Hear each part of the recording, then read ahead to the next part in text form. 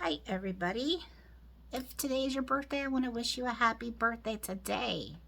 Well, today we're going to read a story. If you look at my head cap here, my little head crown, on this side I have a little clownfish. Do you know what story that might be with this clownfish right here? And I see another fish that looks kind of similar to this, but it's a story, and some of you have probably seen the movie. It is Finding Nemo. This is Disney and Pixar. They have written and illustrated this book. This is not an AR book, but I do like reading a lot of stories from Disney, and I'm sure you do as well. So if you like this book, it's one of the smaller ones. There is a bigger book that you can get that is from Disney about Finding Nemo, but this book is a little bit smaller in size. So let's read about Nemo. And again, the story, if you've seen the movie, this is nowhere near the movie. They're just going to condense it into a short book for the children. So if you've seen the movie, you're like, but they missed this part in the story. Well, they had to take some parts out of the movie in order to fit it all in here. So let's read about Nemo. "Come on, Dad," Nemo called out. "It's time for school." The little clownfish Nemo was ready for his first day of school. One of Nemo's fins was smaller than the other, so he was not a great swimmer. Nemo, however, didn't let it slow him down. But his father, Marlin, wasn't ready for Nemo to go. He was very protective of his son and worried a lot. "All right," Marlin reluctantly agreed.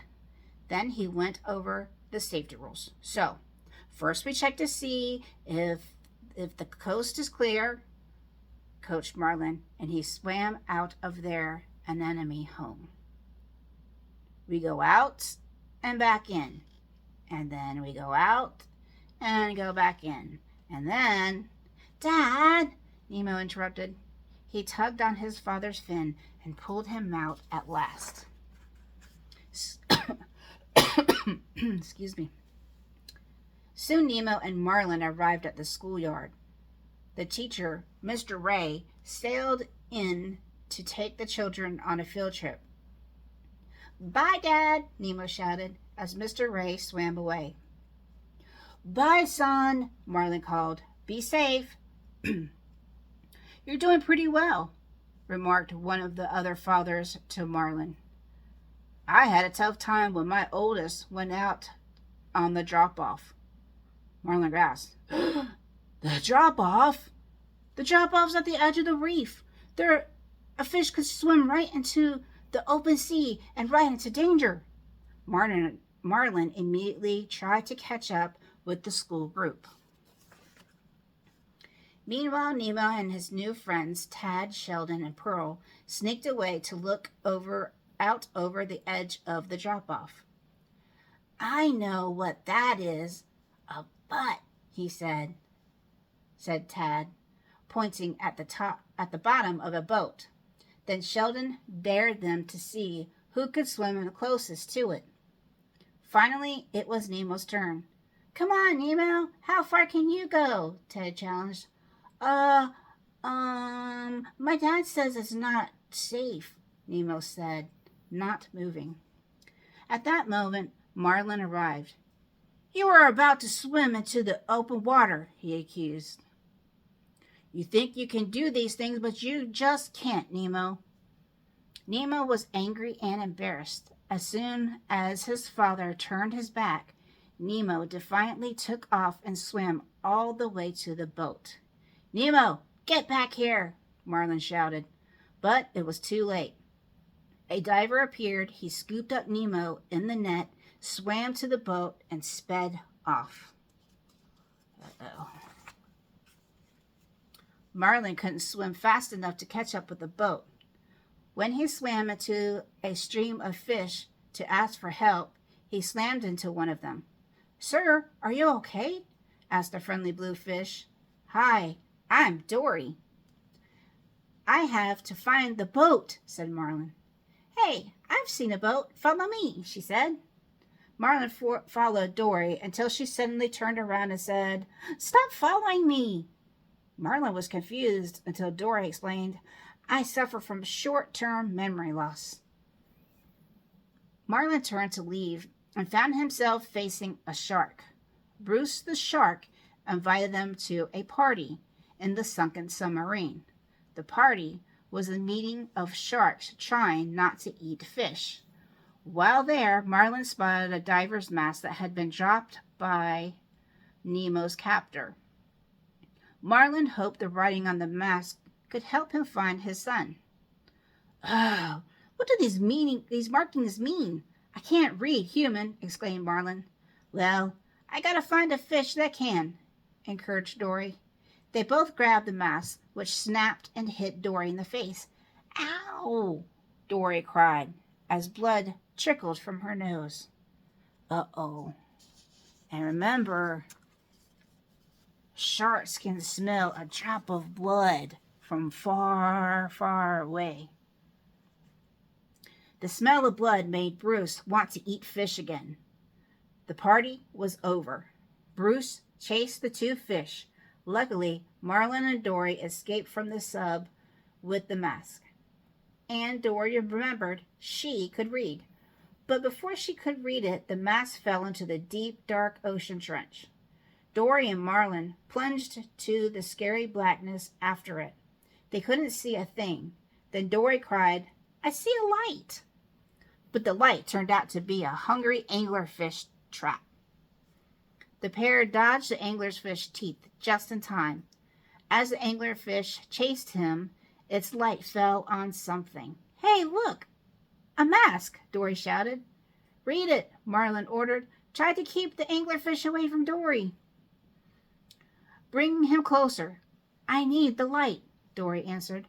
Marlin led the anglerfish back and forth while Dory read the address on the mask. Then Dory and Marlin escaped in the nick of time. "P. Sherman, 42 Wallaby Way, Sydney," said Dory proudly as they swam off.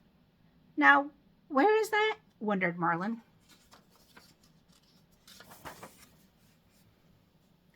It turned out that 42 Wallaby Way was a dentist's office in Sydney, Australia. The diver who had caught Nemo was the dentist, and he put the little fish into his office aquarium. The aquarium was the home to an interesting group of fish known as the tank gang. A friendly fish named Nigel was perched on the dentist's windowsill. Oh, there's the pelican. He was visiting the tank gang. From then, Nemo found out that he was going to become a gift for the dentist's niece, Darla. The tank gang told Nemo that the dentist had given Darla a fish last year and it hadn't survived. "I have to get out. I have to get back to my dad," cried Nemo, horrified.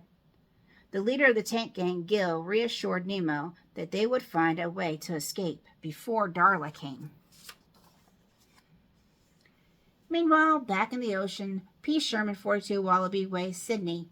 Dory proudly repeated the address over and over. Marlin asked a school of moonfish if they could tell him how to get to Sydney. The moonfish didn't want to help Marlin, but they were happy to help Dory. They formed themselves into an arrow pointing to the direction of Sydney. "Great," said Marlin, rushing off in the direction they had indicated. "Oh, hey, ma'am," the moonfish said to Dory. "When you come to the trench, swim through it, not over it." "I'll remember," said Dory as she hurried to catch up with Marlin. Think she's going to remember? Remember, she has short-term memory loss. "I got to tell you something," Dory shouted to Marlin. When she finally caught up with him at the edge of the scary trench, she couldn't remember what she needed to say. We're going to swim over this thing, Marlin said. Something's telling me we should swim through it, said Dory. But Marlin easily tricked her into forgetting and she happily followed him. As it turned out, danger was lurking in the clear water above the trench. Dory was the first to find it. Ow! Dory yelled. A baby jellyfish had stung her. Marlin rushed over and shooed the baby away. Let's be thankful this time it was just a little one, Marlin said. But then, when they looked around, Marlin and Dory discovered that they were surrounded by hundreds of jellyfish. This is bad, said Marlin. But Dory was giggling. Hey, watch this, she said. Bouncing on the tops of the jellyfish, Marlin quickly made up a game of jumping on the jellyfish tops. But there was one rule. You can't touch the tentacles, Marlin explained. The race began. After a while, Marlin hopped out of the jellyfish forest. But when he turned around, Dory was nowhere in sight. Dory! Marlin cried. Then he saw her caught in the jellyfish's tentacles. Marlin swam back to his friend and dragged her out of the jellyfish forest. Then everything went black. Later, Marlin woke to find that he was riding on the back of a sea turtle named Crush. Saw the whole thing, dude, said Crush. He was quite impressed with Marlin's bravery. Marlin and Dory were in a group of sea turtles traveling on the East Australian current, headed for Sydney. Marlin told the turtles about his quest to find Nemo. The story passed quickly from sea creature to sea creature. Finally, Nigel, the pelican friend of the tank gang, heard about Marlin's search. So remember, let's go back. Okay, Marlin, the pelican, and remember Nemo's in the tank, so he knows Nemo. But now he's heard about Nemo's dad coming to rescue him and the adventure that his dad is having. The ride in the current was great for Marlin and Dory, but suddenly Crush called out, "Get ready! Your exit's coming up, man!" "Thank you, dude Crush!" Marlin shouted as he and Dory left the current. They soon found themselves in a very murky water looking for Sydney. "Let's ask somebody for directions," suggested Dory, spotting that looked like a small fish far away. "But there's somebody." "It's a fish we don't know. It could ingest us," Marlin said nervously. But Dory continued. "Woohoo! Little fella," she called out. But soon Marlin and Dory discovered that the little fish was a giant whale. And one big mouthful, it swallowed them both. "We're in a whale," shouted Marlin. "Wow, a whale? You know, I speak whale." Dory listened carefully to the whale's loud moans. "He said we should go to the back of the throat." Marlin was irritated. "Of course he wants us to go back there. He's eating us." "He says it's time to let go," Dory told Marlin. So Marlin let go. Suddenly he and Dory soon found themselves being shot out of the whale's spout. They flew into the air and splashed back into the sea. When the two of them had recovered, they realized they were in Sydney Harbor. "You were right, Dory. We made it." "We're going to find my son," cheered Marlin. "All we have to do is find the boat that took him." But Sydney Harbor was full of boats. The two fish searched all through the night. The next morning, a hungry pelican scooped the exhausted pair of fish into his beak as he flew back towards land. "No, I didn't come this far to be breakfast," yelled Marlin. He braced himself in the pelican's throat so the bird couldn't swallow them. The pelican coughed, and the two fish landed on the pier. Just then, Nigel arrived. "I gotta find my son Nemo!" screamed Marlin. Nigel recognized Marlin as Nemo's father. "Hey, White, hop inside my mouth," he told Marlin and Dory. "I can take you down to your son." Back at the dentist's office, things were going badly for little Nemo. Niece Darla was due to arrive any moment. The dentist had Nemo in a water-filled plastic bag, ready to give to her. The dentist placed the bag with the panicked Nemo on the table. The gang instructed Nemo to push the side of the bag so it would roll out of the open window. But just as Nemo succeeded in getting the bag rolling, the dentist noticed. "Oh, that won't be a nasty fall," the dentist said, catching the bag and setting it down on the tray. Suddenly, the door to the office slammed open, and Darla stomped in. But Nemo had an idea. He pretended to be dead, hoping that the dentist would flush him down the toilet. From there, Nemo planned to swim to the ocean. "Hello, Darla, honey," said the dentist to his niece. "Oh, no," he murmured when he noticed the motionless Nemo. The dentist quickly hid the bag behind his back so Darla wouldn't see it. Moments later, the window burst open. In flew Nigel carrying Dory and Marlin. "What the?" exclaimed the dentist when Nigel collided with him. The dentist dropped the bag holding Nemo onto the tray. A sharp instrument on the tray tore a small hole in the bag. Then, from his view and Nigel's beak, Marlin spotted Nemo and thought his son was dead. "Nemo!" he cried. Nemo heard his father's voice, but it was too late. The dentist had closed Nigel's beak and shoved him out the window. In the confusion, Darla had picked up the bag and swung it back and forth, chanting, "Fishy, fishy!"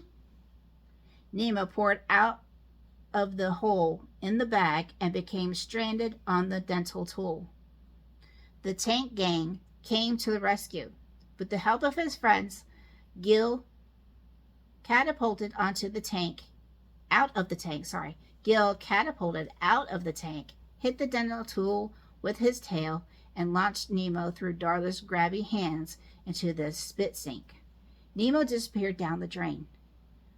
"Don't worry," Gil yelled to him. "All drains lead to the ocean." Whoosh! Nemo swooped and swerved through the pipes. It was quite a ride. Back in Sydney Harbor, Marlin said sadly goodbye to Nigel and Dory. He swam past two crabs on a drainage pipe, and then he joined the school of grouper fish. Marlin started a long swim home. Now remember, Marlin is thinking that his son Nemo wasn't alive, so he was going to start heading home, and he's really sad. But right now, Nemo's trying to get back to his dad. Nemo, meanwhile, ended his ride through the pipes of Sydney. He popped up through a hole next to the very same two crabs. "Oi! Gotta live one here, said one crab. "Have you seen my dad?" Nemo asked. But he soon realized that the crabs were only interested in catching and eating him. So off Nemo swam in the opposite direction that his father had gone. Before long, Nemo found Dory swimming in circles and crying, I don't know where I am. I think I lost somebody, but I need to remember." "I'm Nemo," said the little fish. "I'm looking for someone too." Nemo, that's a nice name," murmured Dory, not paying much attention. The two fish searched together for a while. Suddenly Dory remembered. "Nemo!" She grabbed the little guy's face tight with her fins. "You're not dead, and you're a father." "Your father?" asked Nemo. but Dory was already moving. This way, quickly! Dory and Nemo swam over to the two crabs on the pipe and asked them whether they had seen Marlin. I'm not telling, and there is no way you're going to make me, one of the crabs replied. Dory was in no mood for his attitude. She grabbed the crab and thrusted him above the water for hungry seagulls to see. The crab quickly gave Dory and Nemo the directions they needed. Nemo and Dory rushed to the fishing grounds to look for Marlin. Dad! Dad! Yelled Nemo when he finally spotted Marlin in a crowd of grouper fish. Marlin rushed to Nemo. Father and son were together at last. Look out! Yelled Dory as an enormous fish net suddenly swept past them. The net missed Nemo and Marlin, but Dory and the grouper fish were caught. Help! Screamed Dory. Dad, I know what to do, Nemo called, rushing to the rescue. No, no, no, no! Come back! Shouted Marlin. He didn't want to lose his son again. Dad, said Nemo, I can do this. I know you can, Marlin finally agreed as Nemo swam into the net with the other fish.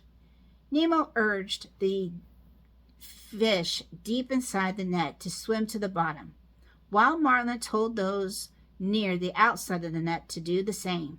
Together, Nemo and Marlin rallied the fish to swim together, causing the net to break loose. All the fish escaped, cheering. Nemo and Marlin were reunited. Nemo and Marlin brought Dory back to their reef. Nemo started school again. He was overjoyed to be with his friends and Mr. Ray, the school teacher. Just as Mr. Ray started to pull away, Nemo looked back at his dad.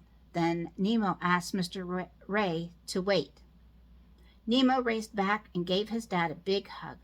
Love you, Dad, said Nemo. I love you too, son, said Marlin, holding tightly. Now, go have an adventure. The end. So now that they have swam clear across the ocean and Nemo has had his own adventure and he's not scared anymore, his dad finally realized that, it's okay. He can go to school and it's a safe place. He can't be overprotective of his son. He's got to go let him play with his friends and learn at school. So now he's more willing to do that because they had this huge grand adventure. The end. So again, this has illustration from cover to cover. Literally from cover to cover. And I like how they had the beginning of the picture on the first cover. You could see where there was the EUC went around like this, and all the places that he went. You had the sharks. They had it. The mass went down, down, down, and to the dark depths. And there was the anglerfish there. Remember, there was the dentist who was the scuba diver, was taking pictures of the coral reef and took Nemo in the beginning. Then they had went to the jellyfish field area. These guys were telling them to swim through and not over. Then they get to the EUC. They're swimming with the turtles. Cuckoo, right? And they see the whale. They get into the whale, and then they finally get to Sydney, Australia. So that was a long, huge adventure for both of them to take separately.